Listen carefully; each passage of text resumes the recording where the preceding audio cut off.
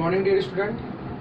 आज class 12th में हम relation between drift velocity and current के बारे में स्टडी करेंगे। बच्चों, इसके पहले हमने ड्रिफ्ट वेलोसिटी क्या होती है ये हमने पढ़ लिया है। आइए आज स्टार्ट करते हैं। तो इसको स्टार्ट करने से पहले हम एक डायग्राम बनाते हैं जो हमारे पिछले क्लास में मैंने बनाया भी था। देखिए, इसे मान लीजिए आपका ये सपोज एक कंडक्टर है, ये आपका कंडक्टर, इसको मैंने V पोटेंशियल से कनेक्ट कर दिया। ये पोटेंशियल आपका है V, इसके दोनों एंड्स को मैंने एक पोटेंशियल दिया V, और यहाँ पे जो इलेक्ट्रिक फील्ड है इसकी, ये इलेक्ट्रिक फील्ड E की डायरेक्शन है, इलेक्ट्रिक फील्ड है। और इस कंडक्टर की जो लेंथ है वो लेंथ मैंने मान लिया L लेंथ का, ये कंडक्टर है और इसका एरिया ऑफ क्रॉस सेक्शन है A। क्या मान लिए? Area of cross section A। ठीक है। तो यहाँ देखिए, इसमें जो करंट फ्लो हो रही है वो I फ्लो हो रही है इधर, और ये करंट I पास आउट हो रही है। यहाँ से जो मूव करता है बच्चों वो इलेक्ट्रॉन होता है। इलेक्ट्रॉन जो मान लीजिए ये इलेक्ट्रॉन है तो ये मूव करेगा किस डायरेक्शन में? इधर। जिस डायरेक्शन में मूव करता है उसको हम क्या बोलते हैं? वेलोसिटी को। उस वेलोसिटी को बोलते हैं ड्रिफ्ट वेलोसिटी। आइए देखते हैं। यहाँ से पहले लिखेंगे let us consider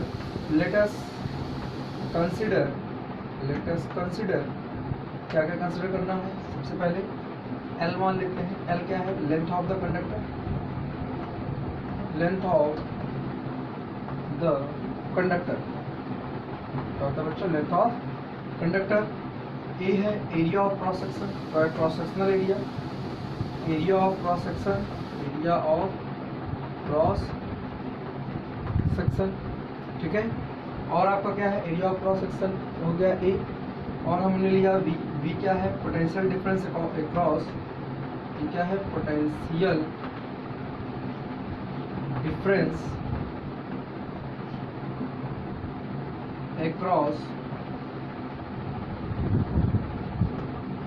across two ends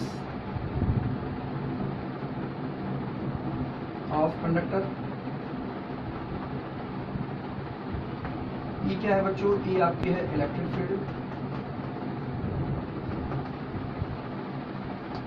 field, अब देखिए, अगर मान लेते हैं सपोज इफ हमें क्या निकालना है? इसका वॉल्यूम, क्योंकि जो कंडक्टर पे इलेक्ट्रॉन मूव करेगा पूरे इसके वॉल्यूम में मूव करेगा। ठीक है। तो यहाँ हम इसकी वैल्यू निकालते हैं। इफ V, देखिएगा ये V अलग तरीके से बनाइएगा, ये V मान लेते हैं इस तरह बनाया हमने। ठीक है। V is the volume of conductor. Then हम क्या लिख सकते हैं? अगर ये वॉल्यूम हो तो V इक्वल टू क्या होता है फार्मूला? Area into length. ये हमारा फार्मूला होता है, एरिया इंटू लेंथ। तो यहाँ पे देखिए जो V की वैल्यू आएगी वो कितनी आ रही है? एरिया A है, लेंथ कितना है? L। यानी वैल्यू कितना हो गया? A into L। ये क्वेश्चन नंबर 1 मान लेते हैं। अब यहाँ पे हम लेते हैं और क्या मान लें? If capital N, sorry, if small n is number of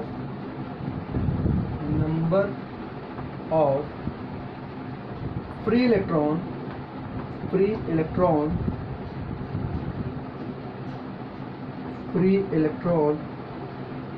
per unit value। क्या मान लें? Per unit volume. अगर इसको हम ऐसा मानते हैं, n इक्वल टू क्या है? Number of free electron per unit volume. बच्चों ऐसा इसलिए लिख रहे हैं क्योंकि देखिए इसके वॉल्यूम में पूरा इलेक्ट्रॉन फ्लो करेगा। कितना electron flow, total number of electron हम फाइंड आउट नहीं कर सकते, तो हम क्या करेंगे? इसके वॉल्यूम से एक यूनिट एरिया से कितना वॉल्यूम, कितना इलेक्ट्रॉन पास आउट हो रहा है। जैसे मान लीजिए यहाँ इस कंडक्टर को मैं छोटा सेक्शन अगर यहाँ बनाऊँ, देखिए ध्यान से, अगर मान लीजिए स्मॉल सेक्शन यहाँ बनाता हूँ तो यहाँ से कितने इलेक्ट्रॉन पास आउट हुए हम उनकी स्टडी करेंगे। पहले वो कितने हैं, जितने इलेक्ट्रॉन पास आउट होंगे वही क्या हो जाएंगे? टोटल नंबर ऑफ इलेक्ट्रॉन हो जाएंगे। तो इसके अकॉर्डिंग देखिए n को क्या लिख सकते हैं? n is equal to total number of free electron बोला है, number of free electron capital N upon volume. क्या लिखेंगे? वॉल्यूम। तो ये भी क्या था बच्चों? ये भी वॉल्यूम था। तो यहाँ देखिए इसके अकॉर्डिंग हम क्या लिख सकते हैं? कैपिटल N यहाँ लिख लीजिएगा, कैपिटल N हम यहाँ लिख देते हैं। कैपिटल N क्या है? Total number of free electron. क्या लिखेंगे? Total number of free electron. क्या है, फ्री इलेक्ट्रॉन है। तो देखिए यहाँ पे n अपॉन वॉल्यूम, देखिए मैंने क्या लिखा है वॉल्यूम के लिए, यहाँ लिखा है एरिया इंटू लेंथ, यहाँ लिखेंगे AL। तो हमारे पास हमको क्या निकालना है, टोटल नंबर ऑफ इलेक्ट्रॉन निकालना है। तो बच्चों पहले इसको आप नोट करिए वीडियो पॉज करके, फिर हम आगे चलते हैं।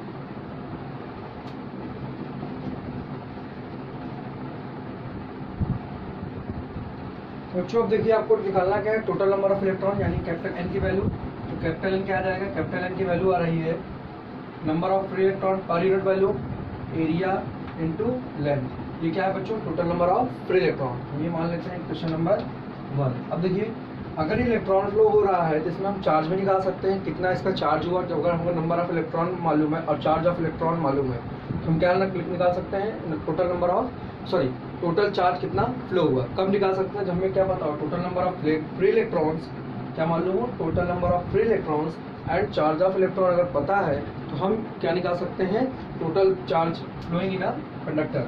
हम मान लेते हैं if Q is total charge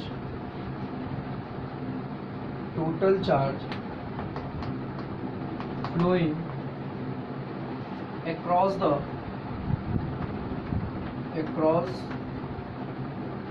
conductor, then charge का फार्मूला बच्चों आपने पढ़ा था, क्वांटाइजेशन ऑफ चार्ज क्या होता है, Q is equal to N into E। यहाँ पे N कौन सा लिखोगे, कैपिटल N। क्या लिखोगे, कैपिटल N। N क्या था, नंबर ऑफ फ्री इलेक्ट्रॉन था, वहाँ पे भी यहाँ पे भी। तो यहाँ देखिए फार्मूला क्या बन जाएगा, N के लिए आप क्या लिख सकते हैं, NaL। ये क्या है, नंबर ऑफ फ्री इलेक्ट्रॉन, ध्यान रखिएगा।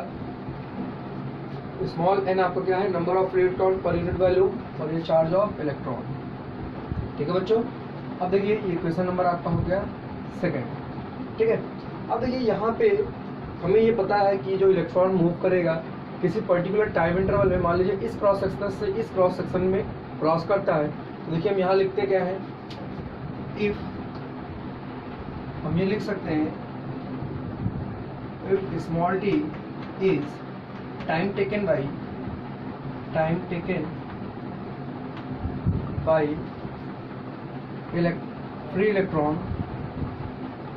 Free electron crosses the one end of conductor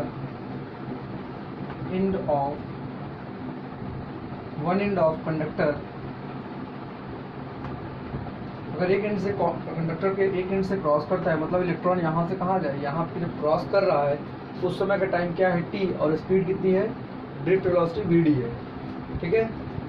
then हम क्या लिख सकते हैं, हमको फार्मूला पता है, स्पीड इज इक्वल टू क्या लिखते हैं बच्चों, स्पीड इक्वल टू होता है डिस्टेंस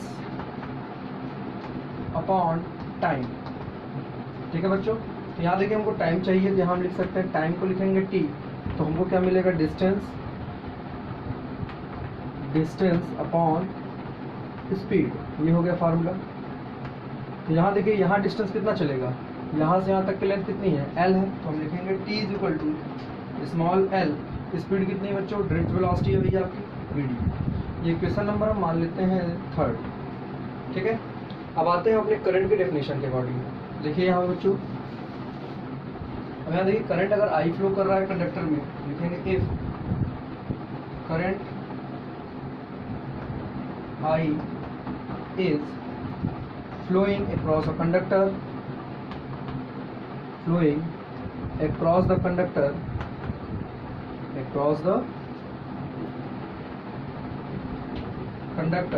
then फार्मूला क्या होता है बच्चों, I इज इक्वल टू हम लोग लिखते हैं Q बाई टी। क्या लिखते हैं, I equal to Q by T. तो यहाँ देखिए चार्ज कितना है, Q की वैल्यू कितनी है, Q की वैल्यू हमने लिखा है NaLe, हमने लिखा NaL इंटू E। ठीक है। और टाइम कितना है, टाइम की वैल्यू कितनी है, डिस्टेंस कितना है, L बाई VD। आप लिखेंगे टाइम हो गया L अपॉन VD। बच्चों ध्यान देखिए, L से एक L कैंसिल आउट हो जाएगा। देखिए करंट I की वैल्यू कितनी आ गई, NeAV इंटू डी। ये हो गया ड्रिफ्ट वेलोसिटी और करंट का बीच का रिलेशन। N क्या है यहाँ पे, number of free electron, E क्या है, चार्ज ऑफ इलेक्ट्रॉन, A क्या है, एरिया ऑफ क्रॉस सेक्शन, और VD क्या है आपका ड्रिफ्ट वेलोसिटी। ठीक है बच्चों। तो आप इसको नोट कर लीजिए। ओके, अब इसके बाद हम नेक्स्ट लेक्चर स्टार्ट करते हैं रेजिस्टेंस पर। पहले इसको आप सबसे पहला काम इसको आप नोट कर लीजिए। ओके,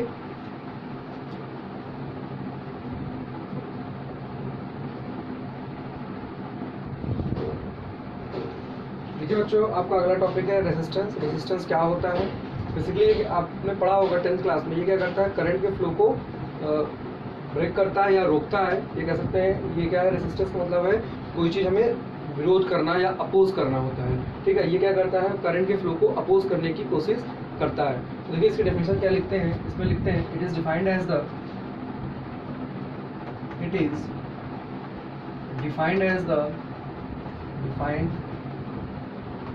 द रेशियो ऑफ, आपने ओम्स लॉ पढ़ा होगा, वहां से डेरिवेशन होता है। ठीक है, यहाँ देखेंगे it is defined as the ratio of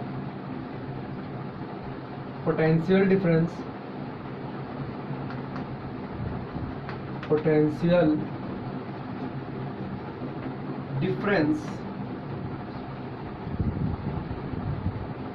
V and current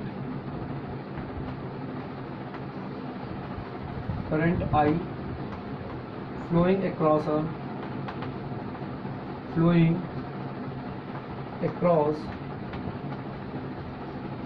ends of conductor। ठीक है, इसकी डेफिनेशन है, ये क्या करता है, इट, सेकंड पॉइंट लिखेंगे, इट अपोजेस द, अच्छा पहले इसको देखिए फार्मूला क्या बनेगा, R इक्वल्स टू फार्मूला बन गया V बाई आई बन गया, क्या बन गया, V बाई आई, ये इसका फार्मूला हो गया। ठीक है, रेजिस्टेंस V क्या है, पोटेंशियल है, और I क्या है, करंट होता है। तो देखिए इसकी SI यूनिट के बारे में बात कर लेते हैं। तो सबसे पहले इसमें पॉइंट और लिख लेते हैं यहीं पे। इसका दूसरा जो पॉइंट लिखेंगे वो लिखेंगे इट अपोजेस द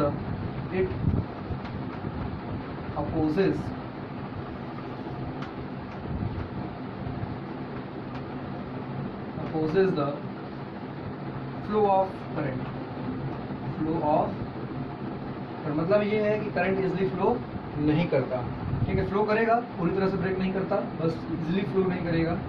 ठीक है, अब यहाँ पे इसके बाद इसकी SI यूनिट की बात करते हैं। SI यूनिट, तो देखिए SI यूनिट पहले आप जानते हैं, SI unit of resistance RT जो यूनिट होती है वो क्या होती है, ओम। क्या होती है, ओम, जिसका सिंबल क्या देते हैं, इस तरह से हम इसको सिंबल लिखते हैं। ठीक है, ये 1 ओम किसके बराबर हो, मान लीजिए कभी आपसे पूछे 1 ओम, डिफाइन 1 ओम क्या लिखेंगे, 1 ओम कैसे लिखा जा सकता है, 1 ओम कब होगा, जब किसी भी कंडक्टर में 1 वोल्ट का पोटेंशियल ड्रॉप दिया जाए और 1 एम्पियर करंट उसमें फ्लो कर रही है।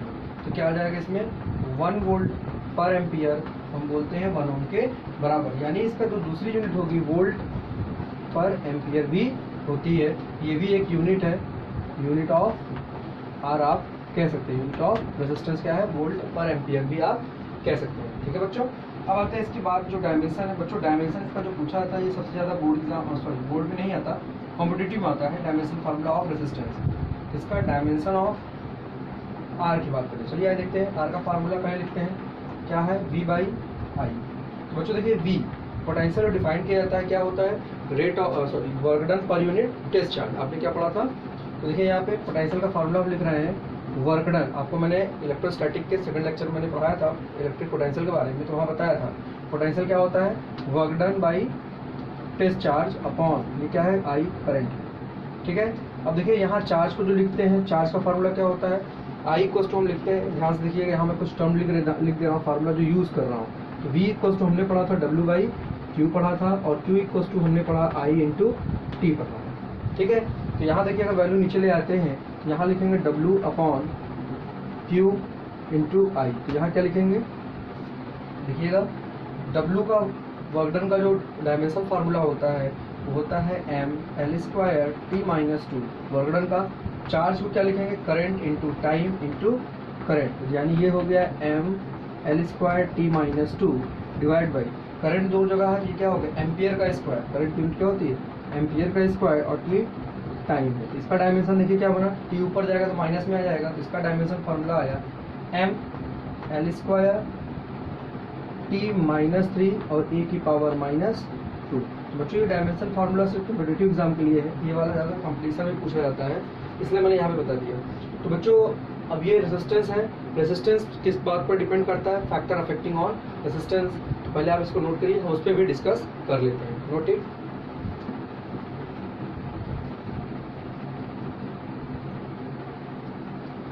देखिए बच्चों आपका है next topic factor affecting of resistance. क्या है? Factor affecting of resistance. बच्चों ये टॉपिक आपने 10th क्लास में भी पढ़ा था। देखिए बस एक रिवाइज कर रहे हैं। यहाँ पे पहला पॉइंट जो है कौन सा फैक्टर अफेक्ट करता है? पहला है लेंथ, लेंथ ऑफ कंडक्टर। किस पर डिपेंड करेगा? लेंथ ऑफ कंडक्टर पे। कंडक्टर की लेंथ पर किस तरह से डिपेंड करता है ये देख लीजिए, मैं आपको फार्मूले से बता दे रहा हूँ। आपने अगर देखा उस समय जो आपने पढ़ा था 10th में, आर इज प्रोपोर्शनल टू क्या था? लेंथ पे। मतलब जैसे जैसे लेंथ ऑफ कंडक्टर आप बढ़ाते जाएंगे वैसे वैसे आर की वैल्यू भी क्या होगी? बढ़ती जाएगी।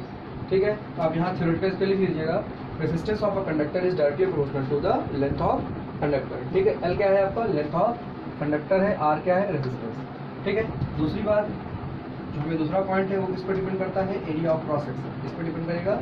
एरिया ऑफ क्रॉस सेक्शन, मतलब cross sectional area, area of cross section of conductor. किस पर डिपेंड करेगा? Area of cross section of conductor A पर।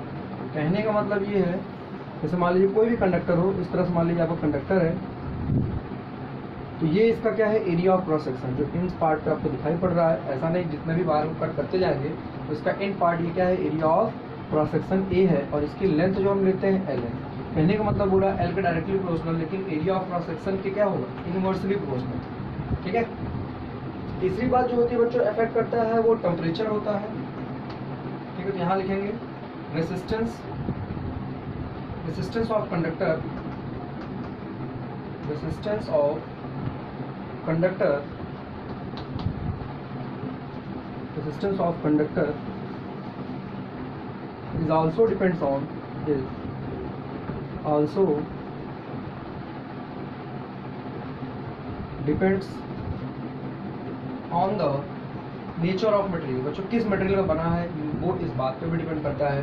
जैसे कॉपर का रेजिस्टेंस अलग होता है, नाइक्रोम वायर का रेजिस्टेंस अलग होता है। कॉपर का वेरिएशन टेम्परेचर के साथ वेरी भी करता है, लेकिन नाइक्रोम का ज़्यादा वेरी नहीं कर पाता।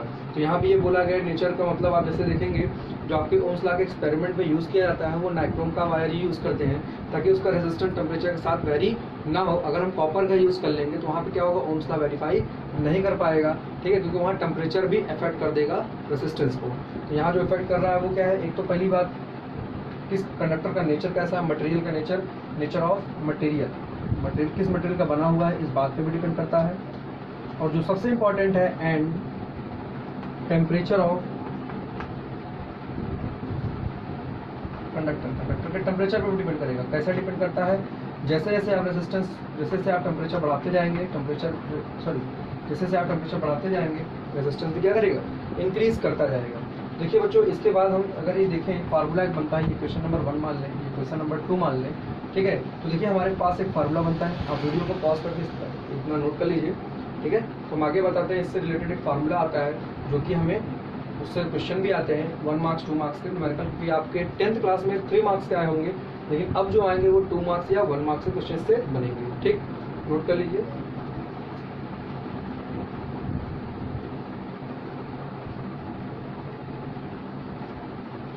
देखिए बच्चों अब आगे चलते हैं। जो हमारा इक्वेशन, दोनों इक्वेशन कंबाइन करते हैं तो आप लिखेंगे फ्रॉम इक्वेशन